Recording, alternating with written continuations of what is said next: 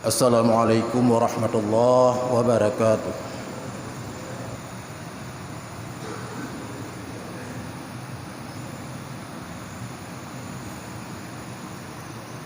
Alhamdulillah, wassalatu wassalamu ala rasulillah. Ayuhan nas, usikum wa iyaya bittaqwallah, faqad fazal muttaqun. Wa qala Allah ta'ala fil Qur'anil Karim, a'udzu billahi minasy syaithanir rajim. Bismillahirrahmanirrahim. Ya ayyuhalladzina amanu la takhunullaha war rasul wa takhunu amanatikum wa antum ta'lamun.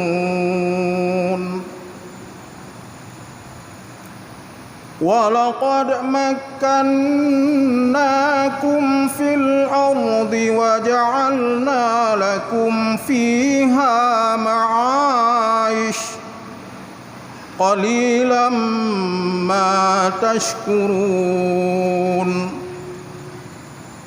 وما كان ربك ليهلك القرى بظلم وأهلها مصلحون. Shadaqallahul Azim. Pertama-tama marilah bersama-sama kita memuji Allah Subhanahu wa taala. Sampai hari yang berbahagia ini kita masih diberikan kehidupan yang sempurna, sekalipun berbagai cobaan yang lain menimpa, tapi kita masih diselamatkan oleh Allah Subhanahu wa taala. Berikutnya salawat dan salam, mari sama-sama kita sampaikan keharibaan junjungan alam Rasulullah sallallahu alaihi wasallam yang telah diberikan petunjuk dan petuah kepada kita semua. Alhamdulillah sampai hari ini kita masih belum bergeser pola pikir tentang akidah kita dan masih berkenan mempertahankan ukhuwah Islamiyah, dan masih didorongkan oleh jiwa kita untuk meneguhkan ibadah kepada Allah sekalipun berbagai cobaan, tantangan yang namun Allah Subhanahu wa taala masih memberikan jalan kepada kita semua. Mudah-mudahan kita diselamatkan dan diberikan kemudahan dalam kehidupan, dan yang paling penting nantinya manakala kita kembali ke hadirat Allah Subhanahu wa taala, kita dalam keadaan husnul khatimah. Yang kami muliakan guru kita bersama, Imam besar Masjid Besar Al-Furqan, para guru kami, para alim ulama, dan kaum muslimin tamu Allah yang diberikan kemuliaan oleh Allah Subhanahu wa taala. Mari sejenak kita ulang kembali bahwa kehidupan manusia penuh dengan ujian dan cobaan. Namun untuk keberhasilan menangkalnya, sabar dan syukur. Kaum muslimin rahimakumullah, Allah Subhanahu wa taala telah memanggil kita dalam surat Al-Anfal, ya ayyuhalladzina amanu la takhunullaha war rasul Wahai orang-orang yang beriman, janganlah kamu mengkhianati Allah dan Rasul. Wa takhunu amanatikum wa antum ta'lamun. Dan jangan kamu pula mengkhianati amanah yang telah diberikan kepadamu, karena kamu mengetahui. Kaum muslimin rahimakumullah, manakala hambanya selalu patuh dan mengerjakan semua perintah Allah dan Rasul, dimanapun kita berada, dalam suasana pun kita hidup, Allah selalu menjaga kita sebagaimana yang telah diamanahkan kepada kita, yang setiap saat disampaikan oleh para dai, para khatib dan para pendakwah. Langkah pertama untuk mendekatkan kita kepada Allah Subhanahu wa taala melalui ibadah yang telah dijemput oleh Rasulullah sallallahu alaihi wasallam dengan tidak meninggalkan salat. Manakala itu kita lakukan dengan sempurna, insyaallah kita akan diselamatkan oleh Allah dunia dan akhirat.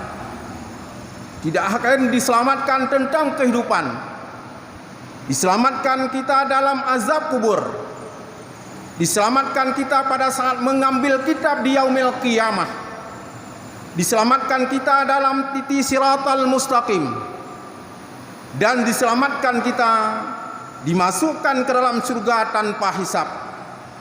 Karenanya kaum muslimin yang berbahagia, maka barang siapa mengkhianati Allah yang berkaitan dengan salat, maka mereka akan diberi kesusahan. Dan barang siapa meninggalkan salat secara keseluruhan dalam kehidupan manusia, itu akan dikirim bencana oleh Allah Subhanahu wa taala. Sebaliknya, manakala hambanya selalu dibasahi tubuh atau kulitnya dengan air wudu yang suci lagi menyucikan, akan jauh bentuk penyakit, baik yang terlihat maupun yang tidak terlihat. Karenanya kaum muslimin yang berbahagia, dengan air wudu yang selalu dibasahi pada tubuh kita, mudah-mudahan kita akan dijauh bermacam bentuk bencana, dan kita akan diberikan kemudahan dalam kehidupan. Sekalipun tidak kaya melimpah, tapi setidaknya kaya hati dan jiwa. Kita tidak akan pernah gundah dan susah. Kita akan diberikan keselamatan, dan mudah-mudahan yang paling inti keselamatan kita, manakala nyawa kita dipisahkan dengan badan, kita tergolong kepada orang-orang yang husnul khatimah. Karenanya kaum muslimin yang berbahagia, amanah Allah kita teguhkan, amanah Rasulullah jangan kita rusakkan, dan amanah yang lain seperti diberikan harta kepada kita, itu amanah Allah. Diberikan keluarga dan keturunan, itu amanah Allah. Manakala harta yang telah diberikan kita tepakan pada jalan Allah, yang merupakan tanda sayang kita kepada harta, dengan memberikan pada jalan Allah, manakala kita kembali kepadanya akan lebih mudah kita ambil untuk kita bawanya.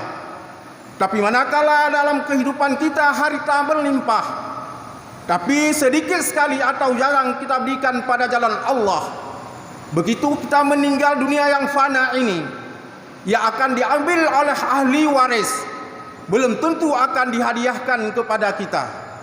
Maka karenanya kaum muslimin yang berbahagia, manakala kita melihat satu sejarah, seorang saudagar besar dari tanah Arab, Dia pedagang yang paling maju.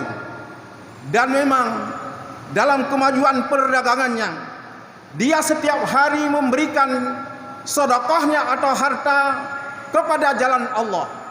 Kalau ada pesantren yang sedang dibangun, itu juga disumbangkan. Kalau ada masjid yang sedang direhab, juga akan diberikan bantuan. Manakala orang fakir miskin yang membutuhkan, semua harta yang memang ada kemudahan pada hari itu akan semua diberikan. Begitu pula kalau ada anak yatim yang memang perlu bantuan, itu juga diberikan. Sehingga seorang sahabatnya bertanya, "Wahai hamba Allah, kami lihat engkau dalam kehidupan perdagangan begitu makmur dan maju, tetapi tidak pernah kami lihat bekas harta yang menumpuk bersama kamu. Kemana engkau gunakan?" Beliau menjawab, "Kami menggunakan karena harta yang saya miliki sangat saya cintai, maka saya sudah berikan kepada jalan yang telah ditunjukkan oleh Allah dan Rasul. Di antaranya kalau ada tempat ibadah masjid, balai pengajian, pesantren, semua saya berikan kepada tempat itu. Begitu pula manakala ada orang yang membutuhkan, orang duafa, orang fakir miskin, itu juga saya berikan. Yang jelas, kemana saja dibutuhkan pada jalan Allah, saya berikan. Kenapa enggak kamu simpan kepada keluarga dan ahli waris? Kalau tersisa sedikit, mungkin itulah yang untuk mereka. Yang lain adalah untuk saya sendiri. Kenapa? Karena harta yang saya miliki sangat saya cintai. Dan manakala harta yang saya cintai itu akan saya ambil manakala saya sudah hilang di atas permukaan bumi ini. Maka karenanya kaum muslimin yang berbahagia dikatakan untuk melihat dan untuk memperhatikan indahnya hidup atau susahnya hidup akan kita lihat pada saat kita mati. Begitu pula untuk melihat indahnya sehat kita perhatikan pada saat kita sakit. Untuk melihat keindahannya muda pada saat kita tua. Artinya akan terkenang kepada ke belakang. Begitulah kehebatannya masa muda, masa sehat, masa kaya, semuanya diperhatikan pada saat yang terakhir. Maka karenanya kaum muslimin yang berbahagia, semua yang diberikan Allah kepada kita, maka semua diberikan itu untuk kita mensyukuri nikmat Allah Subhanahu wa taala. Dan manakala muncul bencana kepada kita diharapkan innallaha ma'as sabirin, diminta kepada kita untuk bersabar, karena Allah memberikan kemenangan dan kesenangan kepada hambanya. Manakala kita lihat dalam surat Al-A'raf, walaqad makkana lakum fil ardi waja'alna lakum fiha ma'aish qalilan ma tashkurun. Dan sungguh kami telah menempatkan kamu di bumi, dan di sana kami sediakan sumber kehidupan. Kaum muslimin yang berbahagia, Allah gepejeut getanya, kan sekedar gepejeut, getempatkan dalam dunianya, gesiapkan dengan berbagai fasilitas hidup, tetapi fasilitasnya qalilan ma tashkurun. Bacut sagai orang yang bersyukur kepada Allah Subhanahu wa taala. Akibat dari kurangnya syukur kepada Allah, maka seala kadar diberikan ujian oleh Allah, seala kadar diberikan cobaan oleh Allah Subhanahu wa taala. Baru sedikit diberikan, begitu apa, begitu susah kehidupan manusia tengku-tengku yang berbahagia. Bagaimanakah manakala persiapan dalam kehidupan yang telah diberikan kesehatan oleh Allah Subhanahu wa taala kepada kitanya, tidak kita manfaatkan lebih besar, lebih banyak pada jalan Allah, pasti kita akan menjadi kesukaran, manakala kita hendak dijemput oleh Allah Subhanahu wa taala. Dan yang paling fatal lagi nantinya, kita akan diberikan kesukaran dalam kehidupan dunia dan akan diberikan kesukaran di yaumil qiyamah. Padahal Allah sudah berkata, "Wa ma kana rabbuka liyuhlikal qura bizulmin wa ahluha muslihun." Dan Tuhan kamu tidak membinasakan nanggro-nanggronyo hana dibinasakan oleh Allah secara zalim. Selama penduduk dalam nanggronyan, urang-urang selalu berbuat baik kepada Allah Subhanahu wa taala dan selalu bersilaturahmi sesama manusia dan tidak pernah bertengkar dan permusuhan, maka nanggronyan gepu selamat le Allah, han geputrok bencana, han geputrok bala le Allah.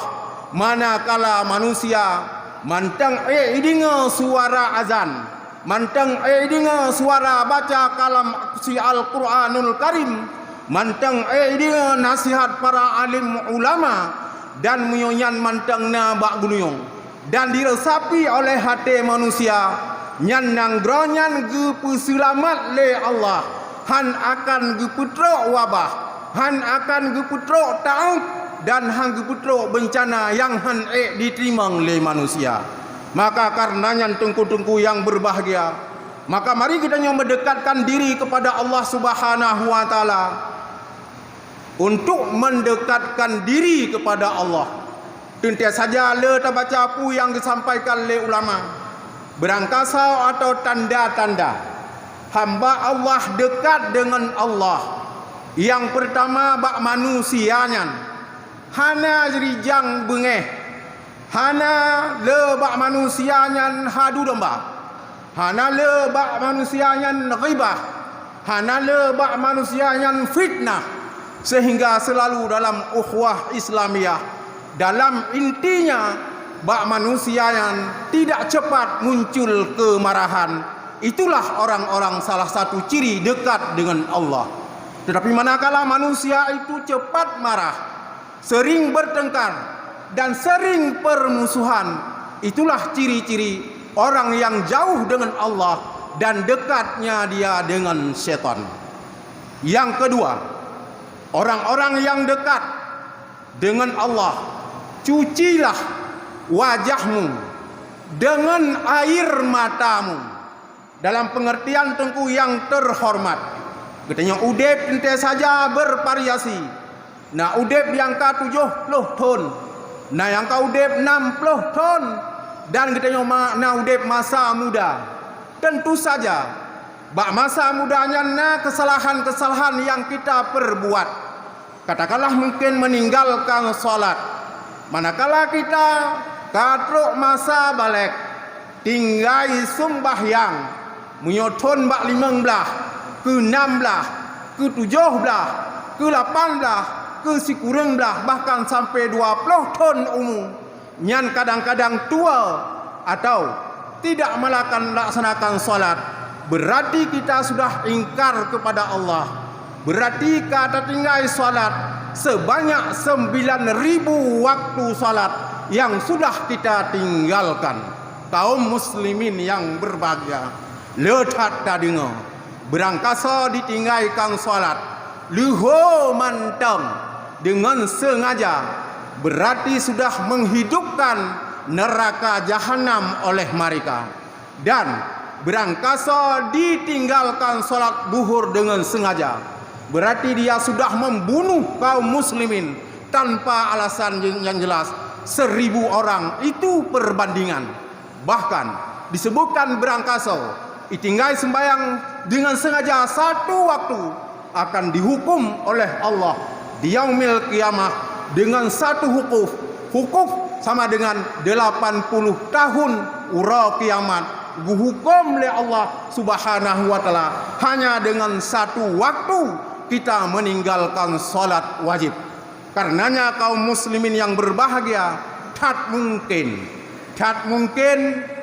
katanya wate tawaba Allah Subhanahu wa taala. Di samping hana laksanakan salat, lebih mementingkan kepentingan dunia, lebih kita muliakan makhluk Allah daripada Allah. mungkin saja setelah kita dikemudikan dengan arah kiblat, menghadap kiblat, bukan tidak mungkin kita akan terbalik kiblatnya, bukan lagi ke Ka'bah, tapi akan terbalik ke timur. Kaum muslimin yang berbahagia, maka karenanya ti kurang ribe boh wate tinggal munyo bak mata muda. Kalau memang 9.000, maka seumur masih diberikan sehat oleh Allah, marilah kita qada, kita bayar hutang dengan Allah Subhanahu wa taala. Setiap waktu salat wajib kita melakukan salat wajib yang telah tertinggal masa yang lalu.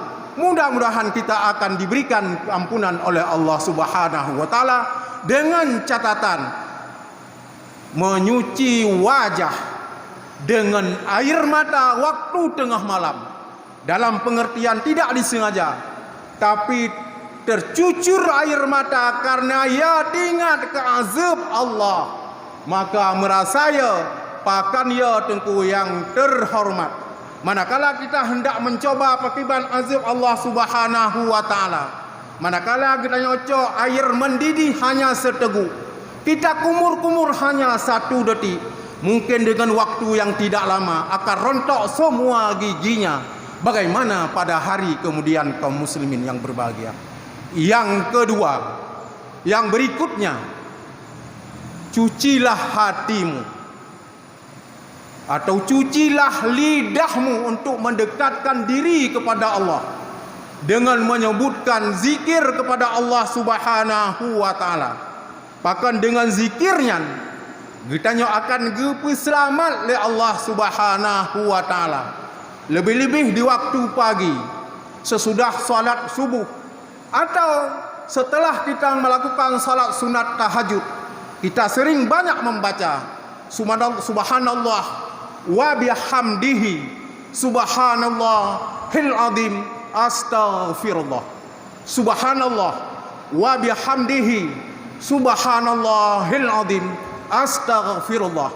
Manakala itu kita ucapkan 100 kali, akan diberikan kemenangan dalam kehidupan kita dan akan diberikan penerangan dalam kubur kita, dan selama kita dalam masih hidup akan diberikan kemudahan dalam kehidupan dengan cara akan dimudahkan rezeki sekalipun tidak kaya raya, tapi akan diberikan ketenangan dalam jiwa. Karenanya kaum muslimin yang berbahagia, yang pertama kita jangan cepat marah, yang kedua cucilah wajah kita dengan air mata dalam pengertian kita nangis tanpa disengaja, mengingat dosa dengan Allah Subhanahu wa taala. Berikutnya cucilah lidahmu, karena sering lidahmu mungkin akan menciptakan kalimat-kalimat yang menyinggung perasaan orang lain atau kata-kata yang menjadi muncul permusuhan sesama manusia.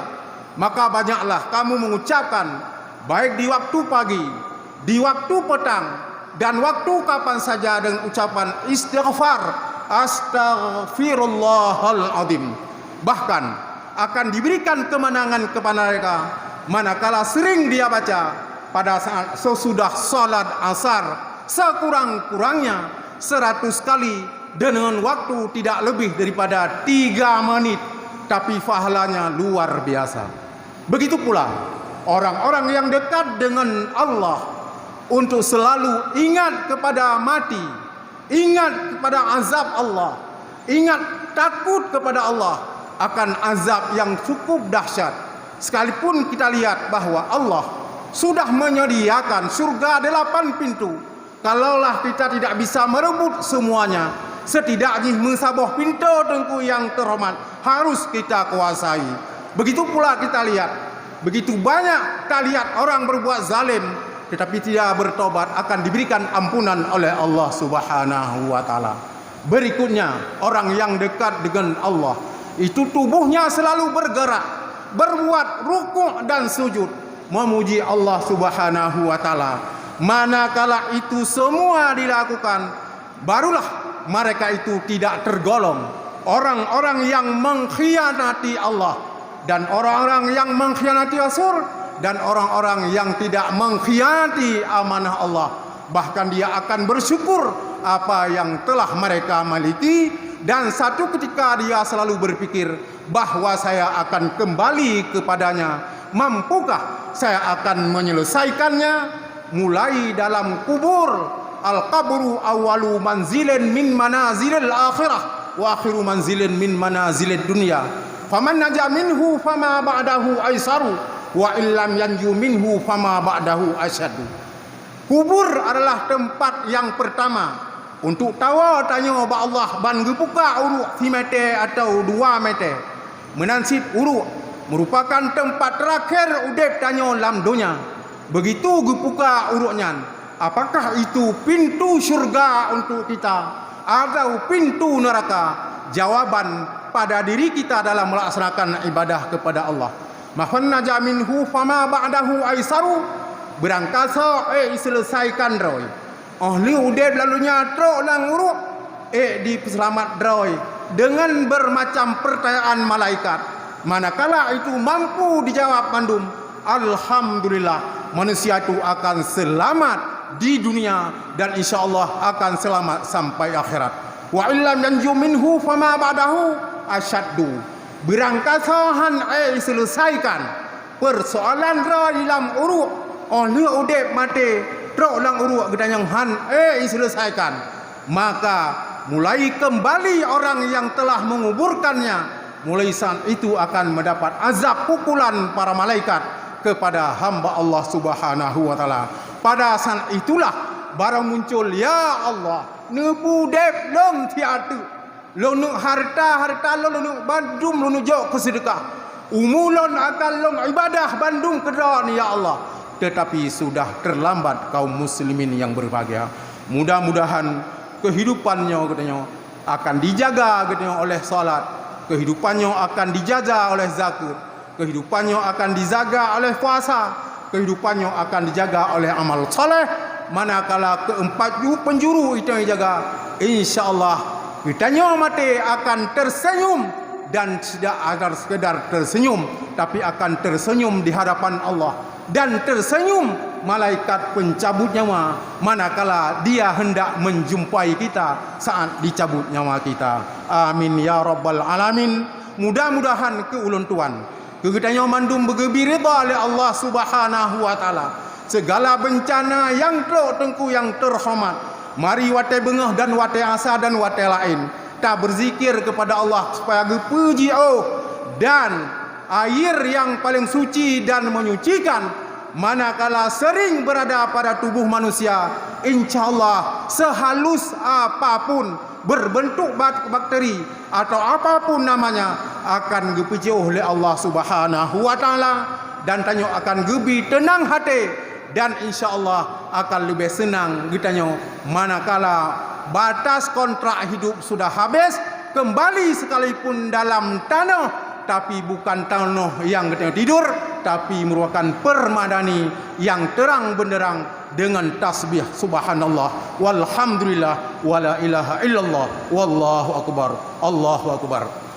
Demikian kaum muslimin yang berbahagia, semoga Allah melindungi kita semua dan diberikan kepada kita keutuhan umat Islam bersatu, dan mari kita tegakkan yang benar dan mari bersama-sama kita hancurkan yang batil. Manakala umat Islam bersatu, tengku yang terhormat seperti sagu genggam tangan yang enggak bisa digoyang dan kita akan utuh. Amin ya rabbal alamin. Alhamdulillahi rabbil alamin wal aqibatu lil muttaqin. Ashhadu an la ilaha illallah wahdahu la syarika lah wa ashhadu anna sayyidana wa nabiyyana Muhammadan abduhu wa rasuluh. Allahumma fassalli wa sallim ala sayyidina Muhammadin wa ala alihi wa sahbihi ajma'in. Amma ba'du fa ya ibadallah usikum wa iyaya bittaqwallah faqad fazal muttaqun. A'udzu billahi minasy syaithanir rajim. Bismillahirrahmanirrahim.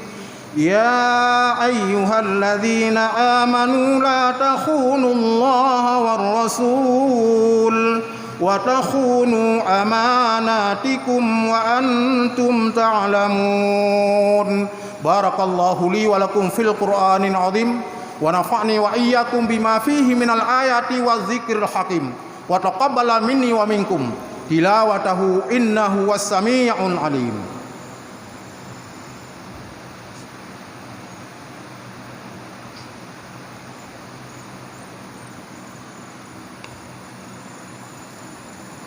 الحمد لله رب العالمين وبه نستعين على أمور الدنيا والدين. أشهد أن لا إله إلا الله وحده لا شريك له وأشهد أن سيدنا ونبينا محمدا عبده ورسوله. اللهم فصل وسلم على سيدنا محمد وعلى آله وصحبه أجمعين. أما بعد فيا عباد الله أوصيكم وإياي بالتقوى الله فقد فاز المتقون. أعوذ بالله من الشيطان الرجيم. بسم الله الرحمن الرحيم. وما كان ربك ليهلك القرى بظلم وأهلها مصلحون. اللهم اغفر للمسلمين والمسلمات والمؤمنين والمؤمنات الأحياء منهم والأموات. ربنا ظلمنا أنفسنا وإن لم تغفر لنا وترحمنا لنكونن من الخاسرين. لا إله إلا أنت سبحانك إني كنت من الظالمين.